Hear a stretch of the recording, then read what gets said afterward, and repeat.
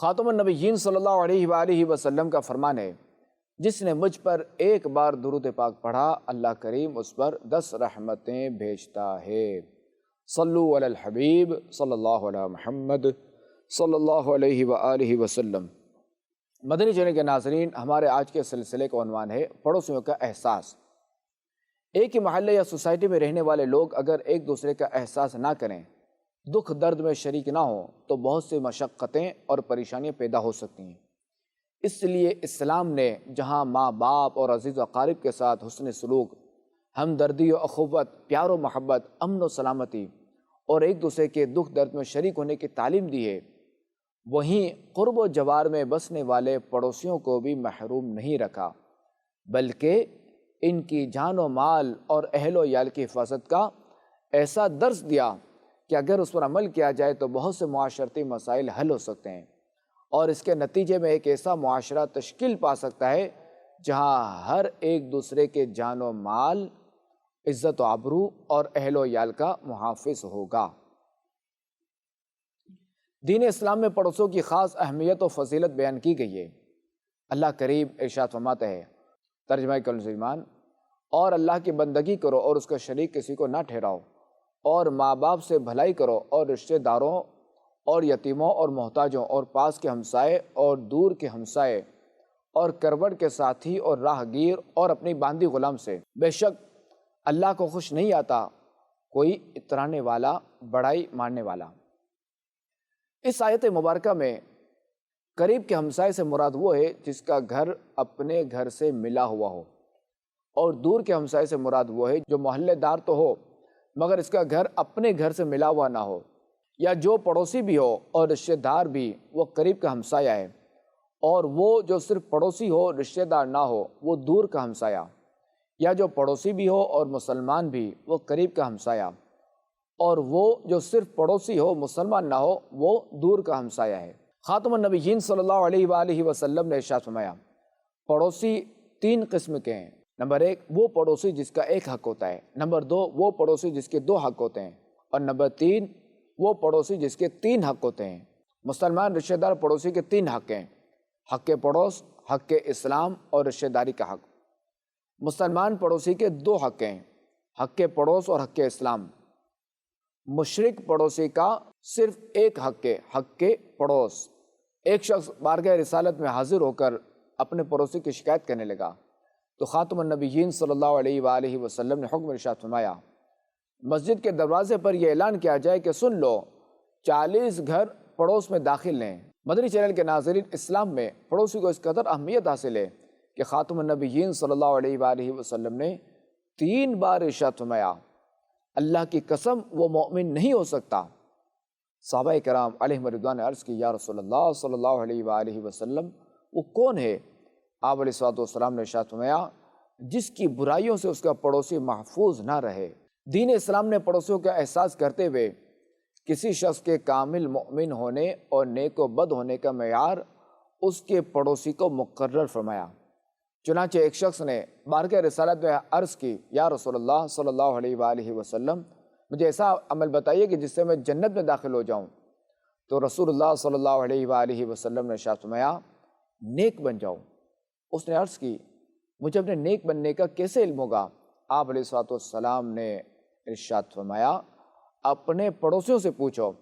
اگر وہ تمہیں نیک کہیں تو تم نیک ہو، اور اگر وہ برا کہیں تو تم برے ہی ہو۔ یوں ہی اسلام کی پاکیزہ تعلیمات ایسے شخص کو کامل ایمان والا قرار نہیں دیتی جو خود تو پیٹ بھر کر سو جائے اور پڑوسی کا احساس نہ کرے، اس کا پڑوسی بھوکا رہے۔ چنانچہ رسول کریم صلی اللہ علیہ وآلہ وسلم نے ارشاد فرمایا، جو خود شکم سیر ہو اور اس کا پڑوسی بھوکا ہو وہ ایماندار نہیں۔ اے عاشقان رسول، پڑوسیوں سے حسن سلوک تکمیل ایمان کا ذریعہ، جبکہ انہیں ستانا، تکلیف پہنچانا اور بدسلوکی کے ذریعے ان کی زندگی کو اجیرن بنا دینا،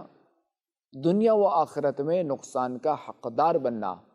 اور رسول اللہ صلی اللہ علیہ وآلہ وسلم کو تکلیف پہنچانے کے مترادف ہے، جیسا کہ خاتم النبیین صلی اللہ علیہ وآلہ وسلم نے فرمایا،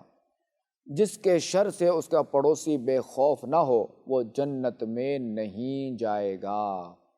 دین اسلام میں پڑوسیوں کا احساس کرتے ہوئے ان کی تکلیف کو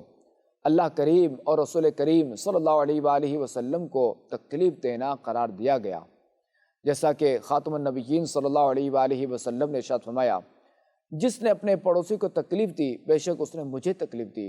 اور جس نے مجھے تکلیف دی اس نے اللہ کریم کو ایذا دی، نیز جس نے اپنے پڑوسی سے جھگڑا کیا اس نے مجھ سے جھگڑا کیا، اور جس نے مجھ سے لڑائی کی بے شک اس نے اللہ کریم سے لڑائی کی۔ حضرت ابو ذر غفاری رضی اللہ تعالیٰ عنہ بیان کرتے ہیں کہ مجھے میرے خلیل صلی اللہ علیہ وآلہ وسلم نے وصیت کرتے ہوئے ارشاد فرمایا، جب تم ہنڈیا پکاؤ تو اس میں پانی زیادہ رکھو، پھر اپنے کچھ پڑوسیوں کو دیکھ کر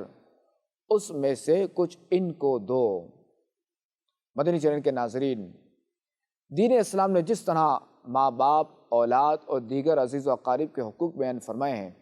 اسی طرح پڑوسیوں کا احساس کرتے ہوئے ان کے بھی حقوق بیان فرمائے ہیں۔ چنانچہ اللہ کریم کے آخری نبی صلی اللہ علیہ وآلہ وسلم نے ارشاد فرمایا، اگر پڑوسی بیمار ہو تو اس کی عیادت کرو، اگر فوت ہو جائے تو اس کے جنازے میں شرکت کرو، اگر قرض مانگے تو اسے قرض دے دو، اور اگر وہ عیبدار ہو جائے تو اس کی پردہ پوشی کرو۔ مزید ارشاد فرمایا،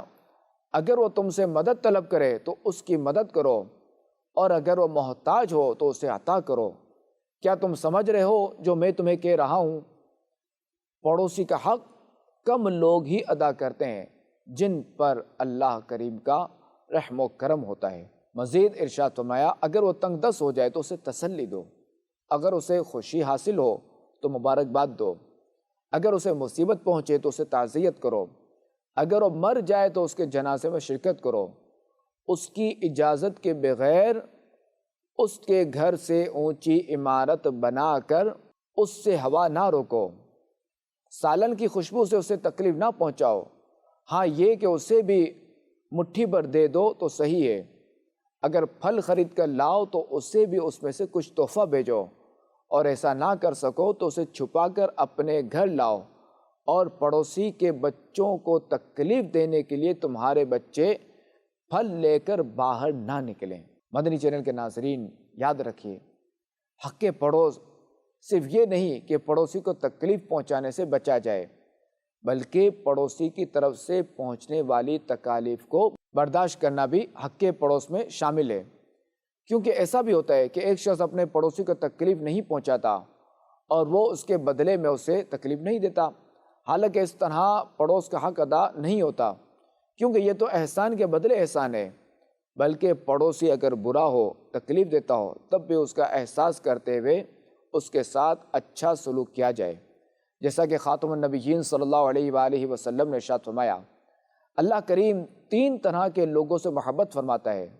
ان میں سے ایک وہ ہے جس کا برا پڑوسی اسے تکلیف دے تو وہ اس کے تکلیف دینے پر صبر کرے، یہاں تک کہ اللہ کریم اس کی زندگی یا موت کے ذریعے کفایت فرمائے۔ نواسۂ نبی حضرت امام حسن مجتبی رضی اللہ تعالیٰ عنہ فرماتے ہیں کہ میں نے اپنی امی جان حضرت بی بی فاطمہ رضی اللہ تعالیٰ عنہ کو دیکھا کہ رات کو مسجد بیت یعنی گھر میں نماز پڑھنے کی مخصوص جگہ میں نوافل پڑھتی رہتی، یہاں تک کہ نماز فجر کا وقت ہو جاتا۔ میں نے آپ رضی اللہ تعالی عنہ کو مسلمان مردوں اور عورتوں کے لیے بہت زیادہ دعائیں کرتے سنا، آپ اپنی ذات کے لیے کوئی دعا نہ کرتی۔ میں نے عرض کی امی جان کیا وجہ ہے کہ آپ اپنے لیے دعا نہیں کرتی؟ فرمایا پہلے پڑوس ہے پھر گھر۔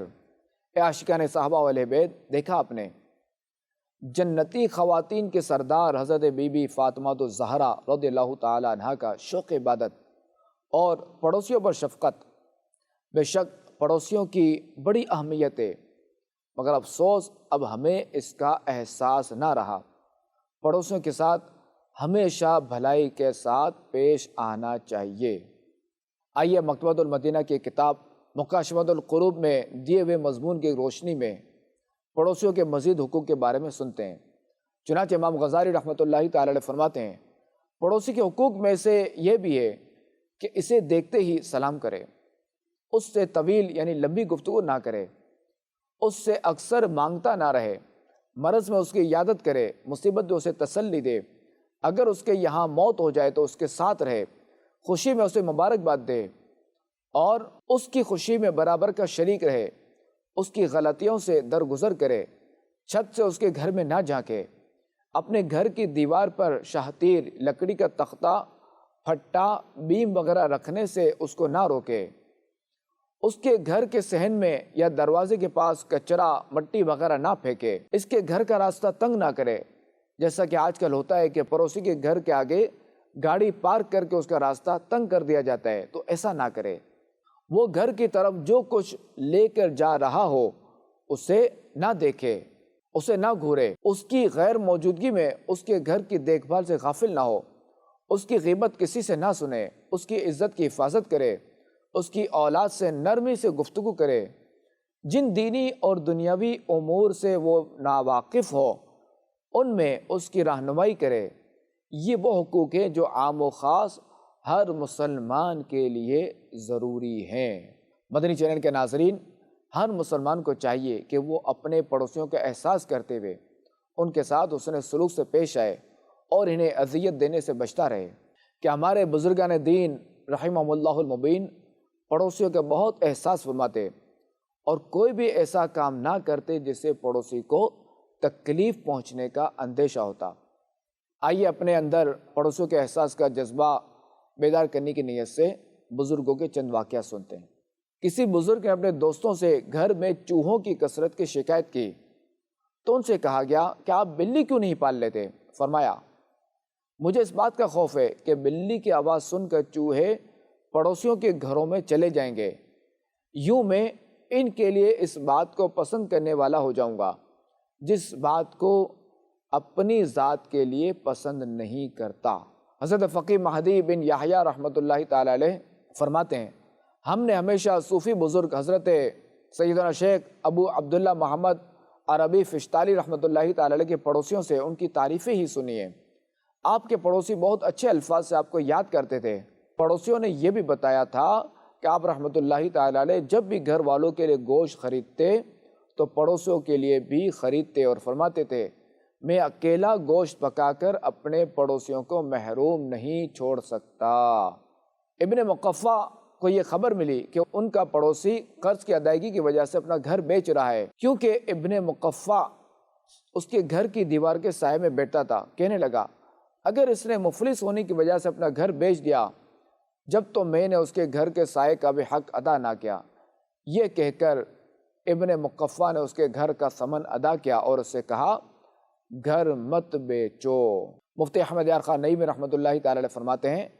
عبادات کی درستی سے بھی زیادہ اہم ہے معاملات کی درستی۔ پڑوسی سے ہر وقت معاملہ رہتا ہے، اس لیے اس سے اچھا برتاؤ کرنا بہت ضروری ہے۔